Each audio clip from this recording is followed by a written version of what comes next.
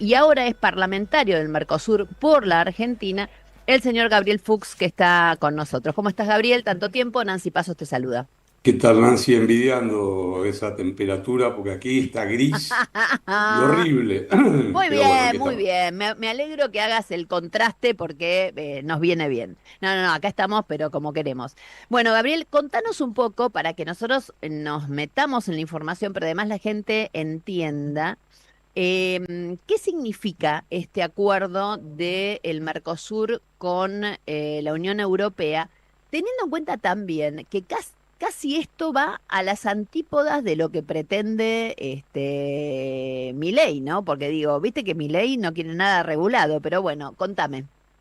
Bueno, varias aristas tiene esto. En primer lugar, como vos decís, hace 26, en realidad, años 26, claro, tenés razón, 26 que se años. está negociando este acuerdo. Fue cambiando a lo largo de todo el proceso de negociación. Era la época de la globalización y de los grandes acuerdos de comercio internacional, en el 99, en el 2000. En el 19, no sé si te acordarás cuando Fori le comunicó a Macri que ya Pará, estaba pará, cerrado pará, el pará, pará, acuerdo. pará, pará, un minutito. En el 19 aconteció un momento histórico, porque el canciller Fori, de esta manera, tenemos el audio que fue genial, le Así fue. mandaba una felicitación a Mauricio Macri. Escuchen esto para que ustedes entiendan la importancia de lo que está pasando, porque Fori se anticipó, pero bueno, algo. Escuchen al ex canciller Fori, el canciller de Mauricio Macri, emocionado hasta las lágrimas en esto que acontecía. Escuchen. Presidente, lo felicito. En su presidencia se logró 20 años de negociación. Tenemos acuerdo Unión Europea-Mercosur. Bueno, ahí tienen el audio, ¿no? Que claramente lloraba Fori. Sí, bueno, eso no pasó. El acuerdo del 19 finalmente quedó en stand-by.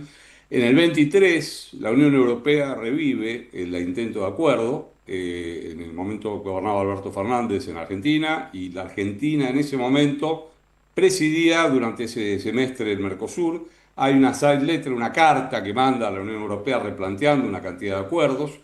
Lula había vuelto a ganar en Brasil, con lo cual, y Lula tenía un interés muy fuerte en que ese acuerdo se desarrollara. Ahora vamos a explicar por qué cada uno, cómo nos impacta a cada uno, porque no a todos nos impacta de la misma manera.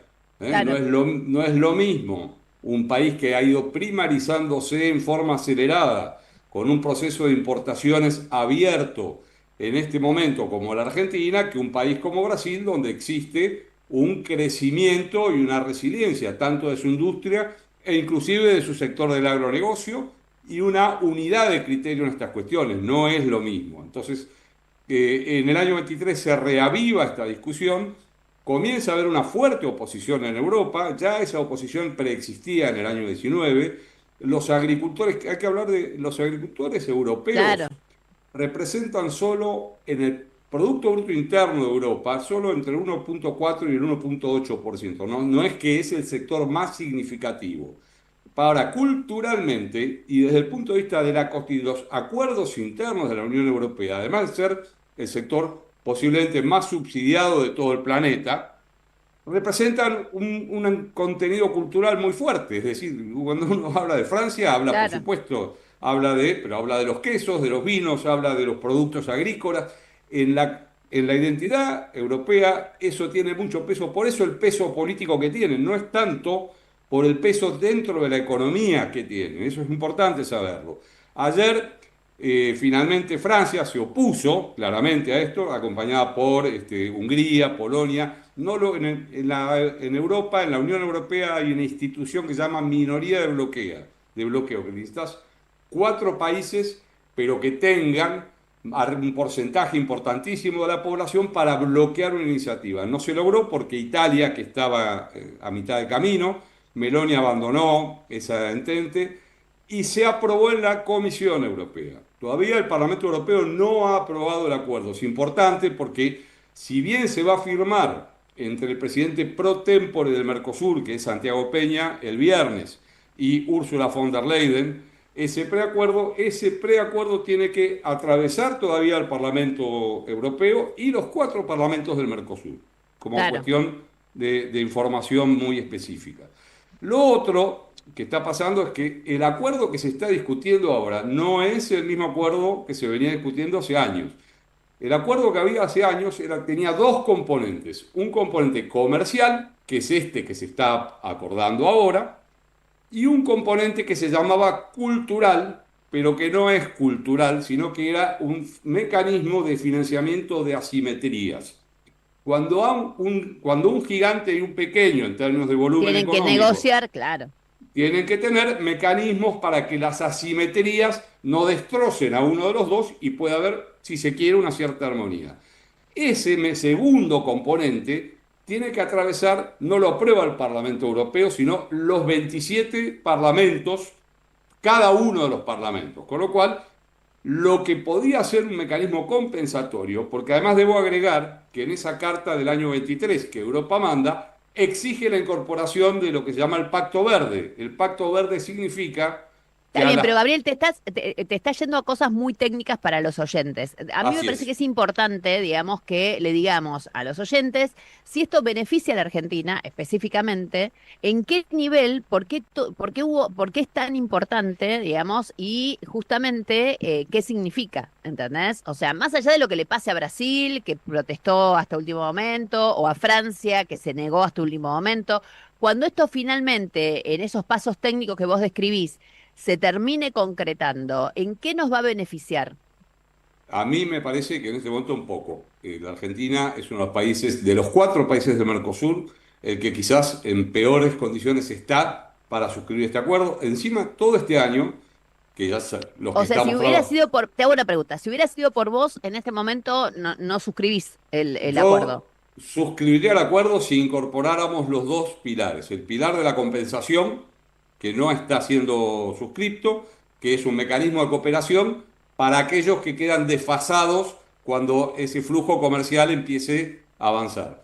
Lo otro que quiero decir también es que la Argentina, su producción primaria, tiene agregados de químicos y de situaciones que están vinculadas al formato en que se produce en Argentina, que están en discusión a partir de este acuerdo, que la Argentina debe adaptar su modelo Claro. productivo a eso, en un momento en que nadie está pensando en adaptar los modelos productivos, sino en abrir la importación y en trabajar. De hecho, a Milei no está en contra de este pacto, de este acuerdo, pero no le importa tampoco. Eso es lo que Claro, hay no, que no, decir. eso queda clarísimo, eso queda No es, clarísimo. como es un O acuerdo de sea, libre comercio, bueno, vamos todavía, pero lo único que le interesa a la Argentina es un supuesto acuerdo que se iba a anunciar al día siguiente del rescate financiero de Estados Unidos, que nunca se anunció, que Huerten ya dijo que se iba a anunciar y no se anunció, y que no se está anunciando, que es el y con parece, Estados Unidos. exactamente, que no es un Sí, acuerdo de obviamente. libre comercio, sino que es un acuerdo sobre productos específicos. A la Argentina lo va a impactar negativamente. El sector productivo argentino no ha hecho ni siquiera un análisis del impacto, porque esto no es solo, acá tenemos, por ejemplo, el problema de los Pero altos. perdóname, entonces sí, todo esto pasa, digo, a quién digamos, por qué el Mercosur avanzó tanto si supuestamente a la Argentina, que es un socio prioritario, digamos, del Mercosur, no le estaba conveniendo? O como pasaron tantos años, al principio nos convenía y ahora no. En algún momento era más conveniente. En el año 19, cuando el gobierno de Macri anuncia esa anécdota que ustedes acaban de mostrar recién, la situación era otra, era un modelo de globalización que hoy ya no está, Sí, obviamente. no existe, donde este tipo de acuerdos entre bloques era mucho más común. Los otros tres países de Mercosur son mucho más beneficiados por este acuerdo. Brasil porque así lo ha decidido y tiene una decisión político-estratégica con esto.